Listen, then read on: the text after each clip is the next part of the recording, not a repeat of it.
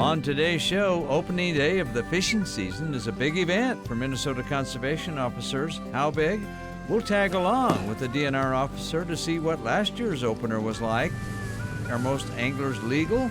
The answer coming up. Guys, you guys have 3 life jackets on board too? Safety is number 1 out here. Next, another outdoor addiction story. 60 years of hunting. Look at that. Wily Morel mushroom, and still going. Oh my goodness, they're everywhere. I'm in the money. We have our wild game legs. And later, going wild in the kitchen, wild duck is on the menu. And our Minnesota Bound Classic looks back at one of Minnesota's great conservation stories, the return of wild turkeys. Those stories and more, next.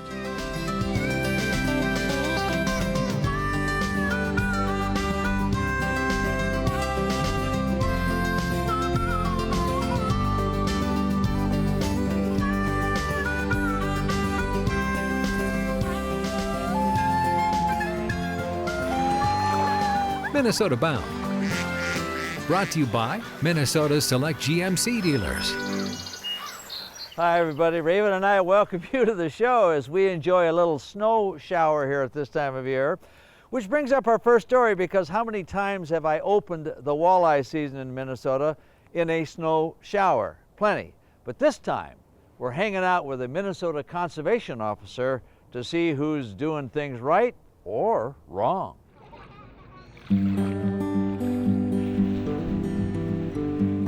Opening day in Minnesota. Time to scratch our collective fishing itch. So many of us hit the water, it's been said Minnesota has 3 major holidays: Christmas, New Year's, and opening day. But the start of the season doesn't mean fishing for everybody. For DNR Conservation Officer Mitch Lawler, opening day means working. There's going to be a lot of boats in the water, a lot of fishermen out. Safety is number 1. We always want to make sure everybody stays safe in whatever they're doing. So while other opening day anglers are launching in hopes of catching a fish, Officer Lawler joins the crowd looking to catch something else. You know, the majority of contacts that we have are good, healthy contacts where the people are law-abiding and there's no issues at all. But for some reason, and I'm sure it's because we have a uniform and a badge and we wear a gun, people do get nervous. But people that are doing things wrong a lot of times get nervous too, and that's a sign we look for when we do interviews and we our initial contact with people. So you might say conservation officers, or game wardens as they're called, are largely casting about for somebody very nervous, like this guy. This is all too common of a problem that people run into, unfortunately, on opening day of fishing. He launched and then had boat troubles. You guys sure you're just gonna use the trolling motor? Well, if you need help, just flag me down. Never a dull moment on opening day.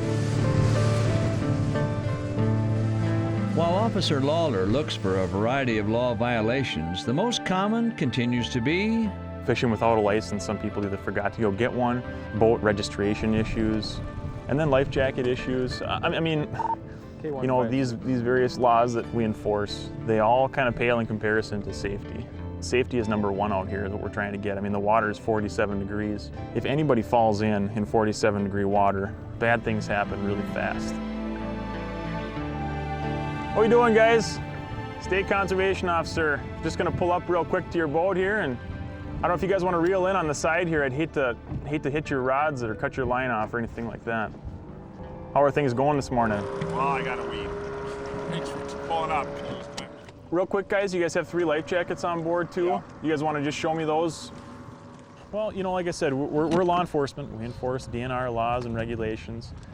But we're also, like I said, we're about promoting safe activity and promoting safety. All right, guys, thanks a lot. Good luck. So far, the fish are few, but so are the violations. But that soon changes. And is there a third one there? The officer finds 3 fishermen in a boat, but only 2 life jackets. Maybe in a compartment? I'll tell you what, here's what we'll do. I won't write a citation today. I'll give you warnings on all of them.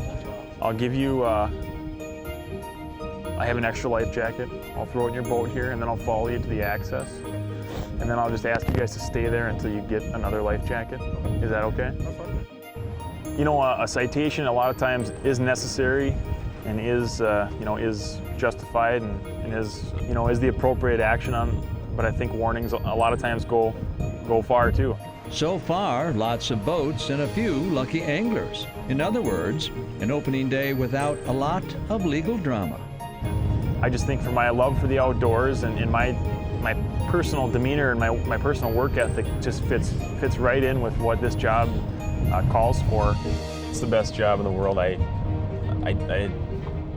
can't think of anything that could be better.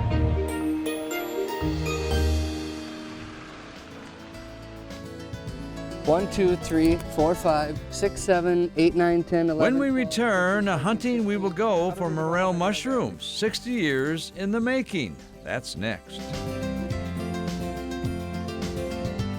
Minnesota Bound, brought to you by Minnesota's select GMC dealers.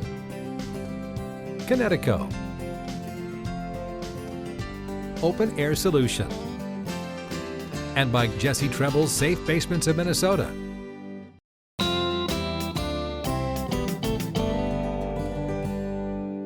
Up next, a story that will make you envious. It makes me envious. It's about a fella who's been hunting morel mushrooms for 60 years and finding them.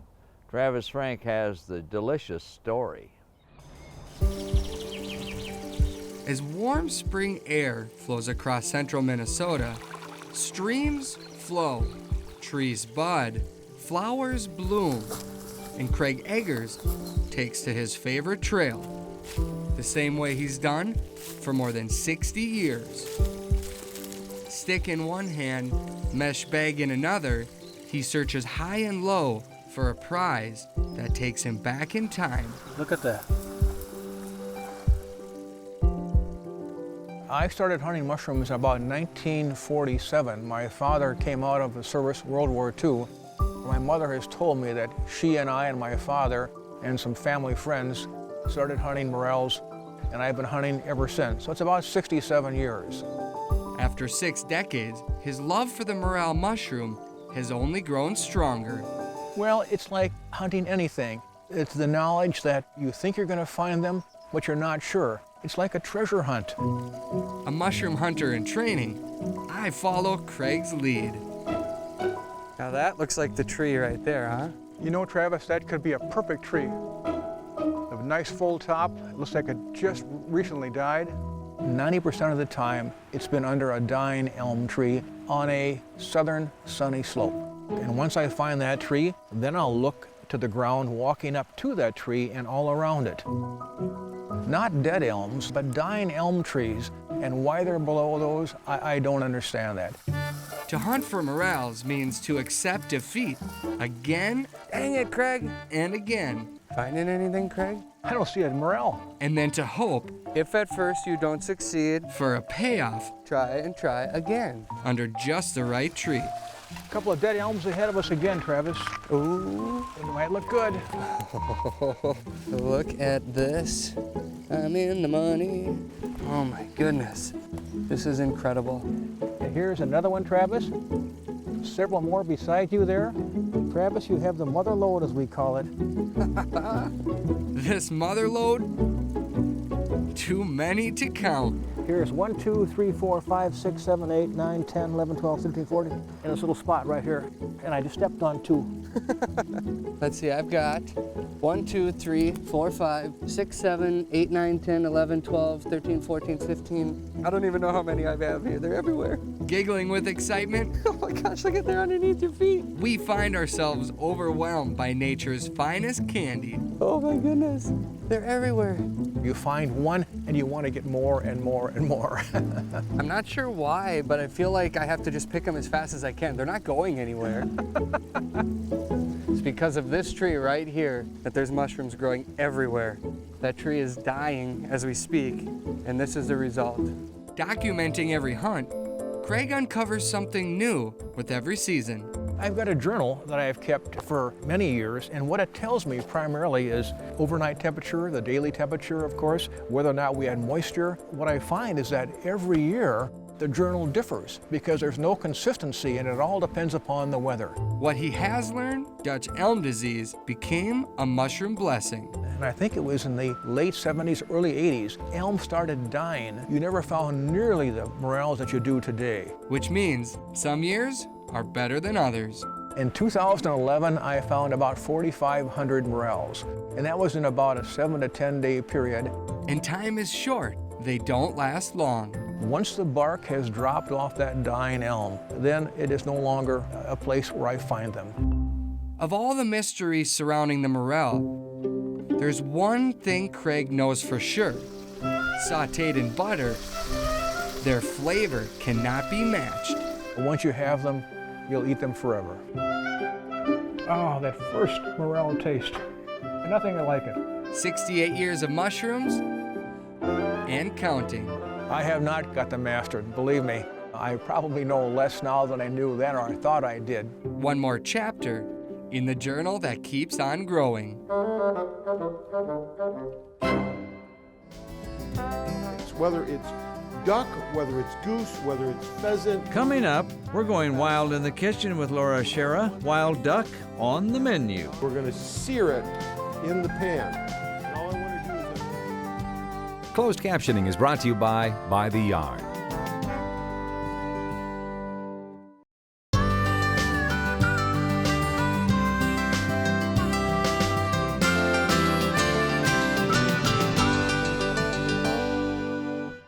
Hey, it's time now to go wild in the kitchen. Hey, Laura, what's on the menu?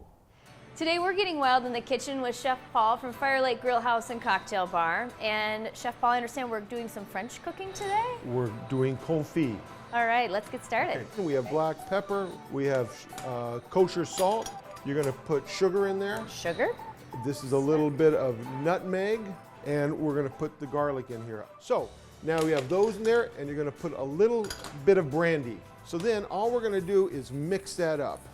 And we have our wild game legs, whether it's duck, whether it's goose, whether it's pheasant. And what you want to do is you want to rub that in. Why don't you do this one? Sure. Okay? And make sure that all the skin is coated and the backside of it. We're going to want to take this, put it down in a non-reactive pan, and we're going to leave that set overnight. After our duck legs have sat in the refrigerator overnight, you'll notice that there's still a coating of the salt and the sugar and the spice on there, and then there's some liquid. So what we want to do is we want to rinse that off. Rinse it until you can feel no more grit.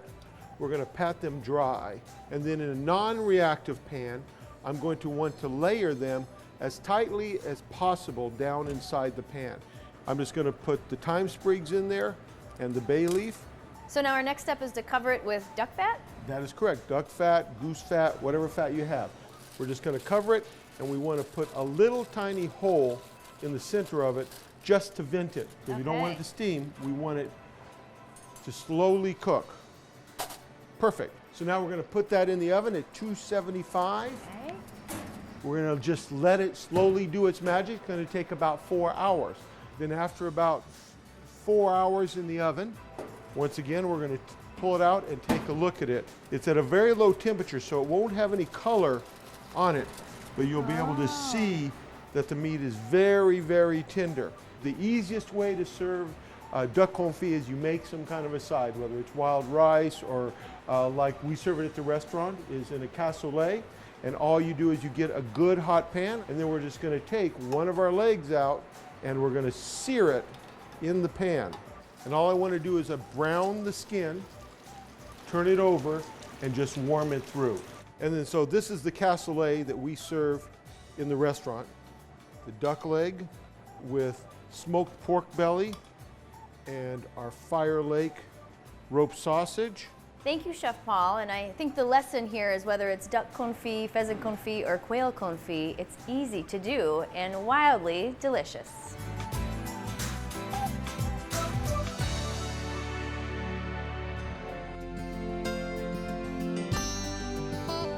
Our Minnesota Bound Classic recalls a conservation victory in Minnesota, the return of wild turkeys. Stay with us.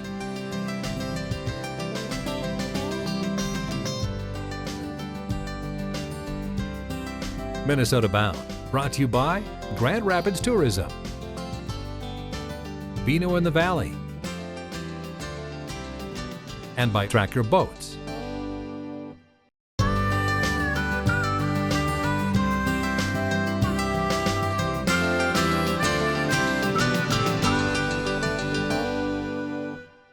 Time now for our Minnesota Bound Classic, and this is a story I did a long time ago because of my passion for wild turkeys. And if you're wondering why, I tried to explain it, but it's still going on. Take a look. This is a wild turkey. It might look like just another bird, but don't be fooled. Wild turkeys are not ordinary. They've been known to disrupt long marriages, lose good-paying jobs, and cost a lifetime of sleep. It's a contagious critter, the wild turkey is. Addictive company, so to speak. In other words, once you spend a spring dawn with a wild turkey, your life, well, it's never the same. I know. It happened to me. 30 years ago in the beautiful Black Hills of South Dakota, I walked the pine hills imitating the sounds of wild turkeys. When I heard my first turkey gobble, my heart rate jumped, and it's been high on wild turkeys ever since. It's easy to love to hunt the wild turkey. It's not easy explaining why. Some folks think wild turkeys are ugly, although I can't imagine what they're thinking. Hen turkeys are a little drab, I suppose. The hen's head is a dull blue-gray, compared to the tom or male bird, who sports bright red wattles and something called a snood that hangs down from the beak like a fleshy finger. Is that pretty or what? Plus, there's a nifty piece of horsetail, a beard that hangs from the chest. Add a splash of sunshine on those feathers, and the colors glow like gold dust, don't you think? When a big tom turkey fans its tail, struts and dances, you must admit, it's a sight to remember for the rest of your days. Sadly, we almost lost the wild turkey a century ago.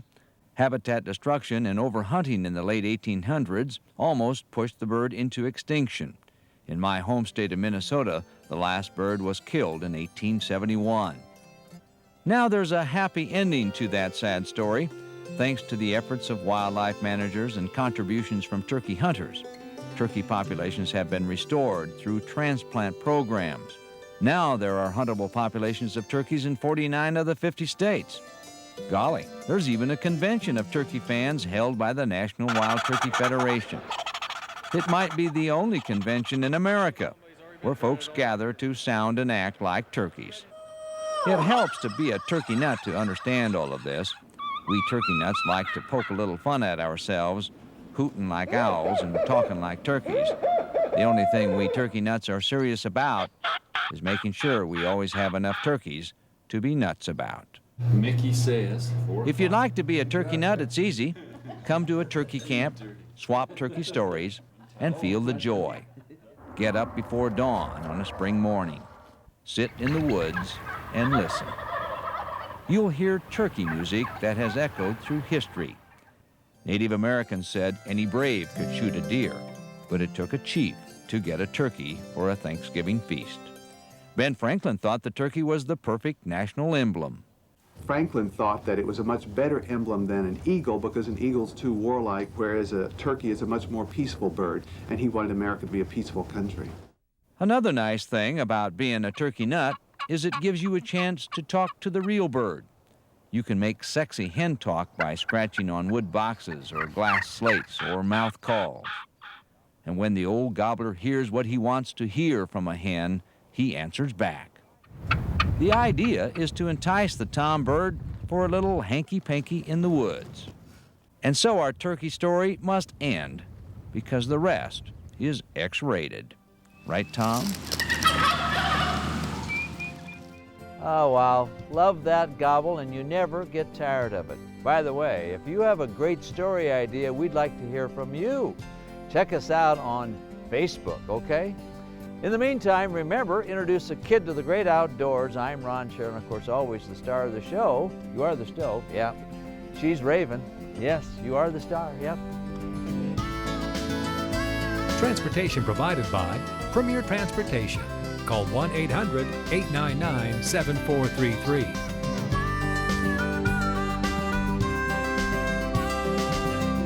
For more information on these stories and more, catch us on the web at mnbound.com. Share your stories on the Minnesota Bound Facebook page under the Share Your Story tab.